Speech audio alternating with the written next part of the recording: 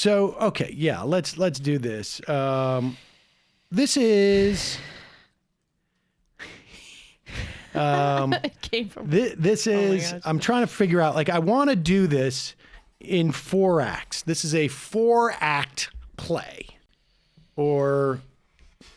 I guess, yeah, it's a 4-act play that we have. It's not really even proper acts. I mean, as a, I think both you guys would recognize, experts. Yeah, the dramaturgy experts would take issue with my saying that these are actually 4 acts, because it's really more there is no we're not making the proper dramatic turns at each act. However, this is basically watching a. And this is ironic, too, because I've used this example as to how we're going to end up suffering from the coronavirus from a societal perspective in terms of goods is, the snake has swallowed the rat a couple of months ago, and the rat has not made it all the way through the snake. And that is the disruption in our supply chain that we're going to start, once we start. It's not great. Oh, I just thought I was confused for a second because I was like, I thought you were talking about the Elizabeth Warren and Pete Buttigieg emoji. I also thought that. So narrow. I was like, yeah. Where's it going? I was actually talking about a real snake and a real rat. Snakes eat rats. And you can watch it actually sort of go through the snake system. And I was using that as an example of the snake of our supply chain eating the rat of our... Yeah, exactly. Of the dislocation of the supply chain. I understand. I just can't think about anything other than emojis right now. I'm a very literal person, or I guess figurative. I don't know, whatever the opposite. Whatever makes what I said make sense. Anyway, no. I mean, I think you're right. It's funny because we mentioned a lot of the ways in which our society is just not built to handle the coronavirus. But it's funny how interconnected we are now. You mentioned before the masks that people need to actually block out the coronavirus are made in China, and so we can't get it. We can't get them. So we're also going to. There's going to be about 150 drugs. I think that we're about to have significant shortages of, including some antibiotics. And Matt Stoller is really the guy. If people want to follow this, I mean, I think some people would argue that he's a little bit. There's a little bit of hyperbole there, but I'm not quite convinced that it is hyperbole. But be that as it may, the other place you could use the actual snake and the actual rat, not the emojis, is to watch something come out of Rush Limbaugh's mouth and watch it travel through the conservative sphere. Now, Rush Limbaugh, and bless his heart, he has late-stage lung cancer. We don't know if this is going to, keep him from. But it slimmed him down, and so who knows what's going to happen with Rush? But he is still the intellectual pillar of the conservative movement, and Limbaugh always does this. If it's a massive storm that's coming up, he will always downplay it to his audience because, there's a lot of data that suggests that when there are natural phenomena like a hurricane or a storm or a pandemic, that the inability to respond by the government hurts incumbents. They saw this in Superstorm Sandy, et cetera, et cetera. I mean, there's a lot of data about this. Rush Limbaugh understands this, I think, and has always understood. So he has always made the bet, I'm going to always downplay everything that happens. That way, I mean, unless it's the Obama administration, in which case, Ebola was, I think they did, 24/7 about Ebola. But if there's a Republican administration, I'm going to downplay things because my bet I'm making is that more often than not, things don't turn out to be as bad as we think they are. Although once in a while it does, Katrina, let's say, or something like that, and you just take the hit. And so this is what Rush Limbaugh has decided, and this playlet will show you that not only it start with Rush Limbaugh, but it travels through the Republican conservative mindset. Here is Rush Limbaugh, 2 days ago, right? Folks, this coronavirus thing, I want to try to put this in perspective for you. It looks like The coronavirus being weaponized as yet another element to bring down Donald Trump. Now, I want to tell you the truth about the coronavirus. What, you think I'm wrong about this? You think I'm missing it by saying that's... Yeah, I'm dead right on this. The coronavirus is the common cold, folks. The drive-by media hype of this thing as a pandemic, as the Andromeda strain, as, oh, my God, if you get it, you're dead. Do you know what I think the survival rate is 98%. 98% of people get the coronavirus survive. It's a respiratory system virus. It probably is a Chi-Com laboratory experiment that is in the process of being weaponized. All superpower nations weaponize bio weapons. They experiment with them. The Russians, for example, have weaponized.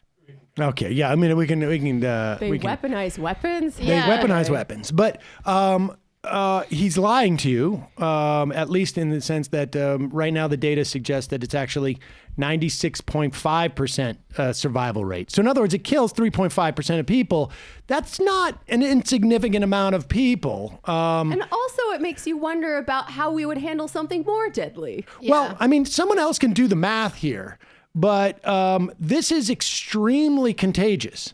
So the number of people who can contract this, say, as opposed to the flu or even the common cold, could be in the millions or tens of millions. I mean, this obviously is a worst case scenario. And then you can do the number, 3.5% of people, not such a small number. And that's presuming that the Chi-Coms, who, Limbaugh presumes created this, are telling us the truth about the figures there. Which is what you do about your biological weapons. Right, of course. Well, I mean, also, like, if you had coronavirus and, you went to the doctor and they're like, oh, there's only a 3.5% chance that you're going to die, you'd still be, like, really upset that was on the table. Not to mention, you're talking about, because it's so such a contagion, like, so many people will be out of commission potentially for for a week or two. And you have to stay in your house, right? Yeah. And so this is going to have impact, not just like, it may not just kill you, it also may just like keep there from being drugs on the shelves. It may keep you from being able to go to restaurants. Who knows? But he's going to downplay it and say that it's nothing. That's what Rush Limbaugh did. So Rush Limbaugh has announced that this is nothing but the common cold. It's been weaponized by the Chi-Coms. You have nothing to worry about. They're just talking about it. The media and the deep state CDC, the linchpin of the deep state is the CDC. Also, if there was even, let's say he's right, and there was even a 2% chance that the common cold could kill you, and people were just dropping dead from the cold all the time, I think we would all be really upset by that. I have a feeling some people would complain. I think we would be very, very serious about the way we took like getting a common cold. It would be sort of a problem. Well, lest you think that Rush Limbaugh no longer has, now he is the he's the freedom the Medal of Freedom winner, and of course, now that he is not only the Medal of Freedom winner, he's always been the intellectual pillar of the right. Therefore, everyone in that ecosphere needs to hear it. Here is the first entry in the person who is taking their talking points from Rush Limbaugh. It is, of course, Donald Trump Jr. on Fox and Friends. Wow. Are you surprised the way they've been handling the coronavirus situation, meaning Democrats? Not at all. I mean, we've seen, like you said, we've seen this play out for 4 years. Anything that they can use to try to hurt Trump, they will. Anything he does in a positive sense, like you heard from the reporter that was just suspended from ABC, they will not give him credit for. The playbook is old at this point. But for them to try to take a pandemic and seemingly hope that it comes here and kills millions of people so that they could end Donald Trump's streak of winning is a new level of sickness. I don't know if this is coronavirus or Trump derangement syndrome, but these people are infected badly. To run that in the New York Times, this isn't Vox. This isn't one of these, crazy left-wing journalists. This is the New York Times writing this. It's seriousness. It's truly sick. Now, Yeah. There it is. The Democrats are weaponizing this weapon. Yeah. They're going to start talking about gaslighting soon. It's coming. It started on the left, but it's moving to these people anytime. Well, if anything, it shows the Trump camp knows that they are uniquely vulnerable in the area of coronavirus. Yeah. I will say, I guess 2 points. Rush Limbaugh looks nice with the beard. I like the beard. I don't want to, politics aside, I think the beard's a good look for him. Not so much for Donald Trump Jr. He has a little bit of a Mac from Always Sunny vibe going on. Yeah. But like played straight. But I will say, I mean,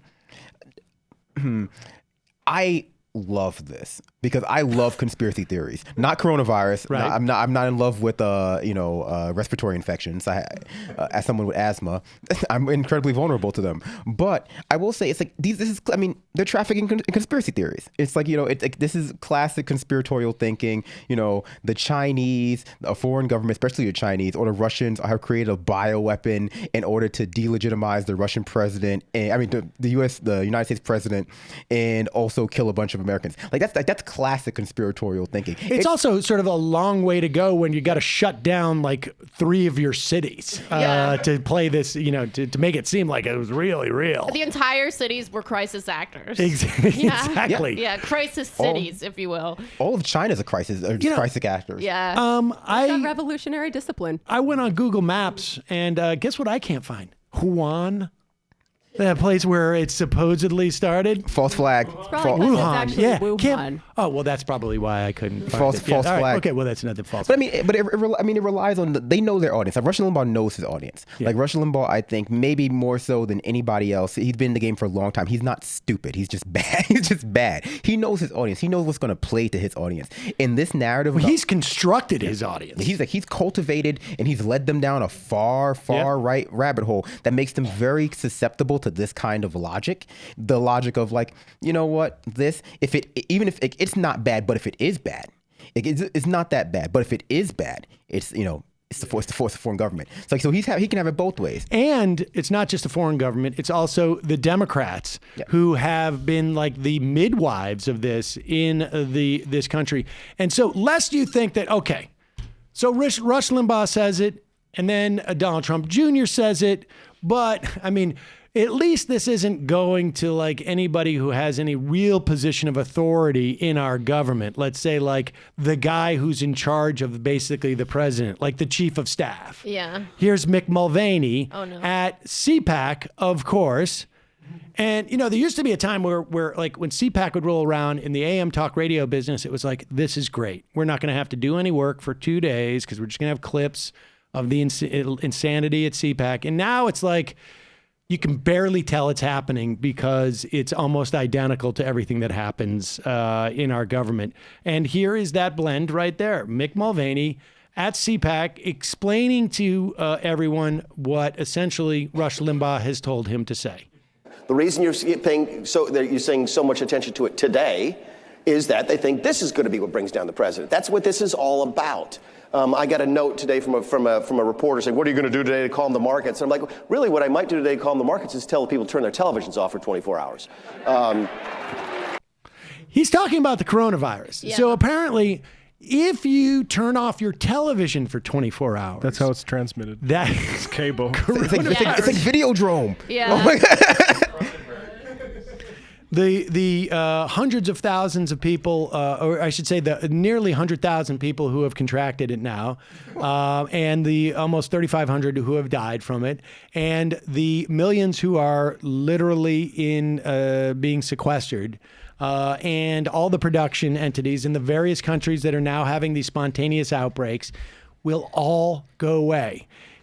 It may be 24 hours, turn off your television. It may be like 24 months, turn off your television, and then you won't know. Well, I like how they have changed the question from how are the people in charge responding to this to how are Democrats responding to it? Like what is, basically like what is the media framing versus like, no, what are we actually doing about this potential pandemic? Right. The DNC has done nothing about coronavirus. Yes. Well, even that's a facet of our society, our culture that is going to, exacerbate the problem. Where it's going to be turned into like an optics issue. It's going to be turned into like a gamesmanship issue, which in many ways is going to get in the way of actually tackling the root cause, which is the fact that we have a virus. That has actually been at this point why we have, to the extent that we have now an outbreak in this country, could be largely attributed to the notion that the Trump administration did not want bad optics.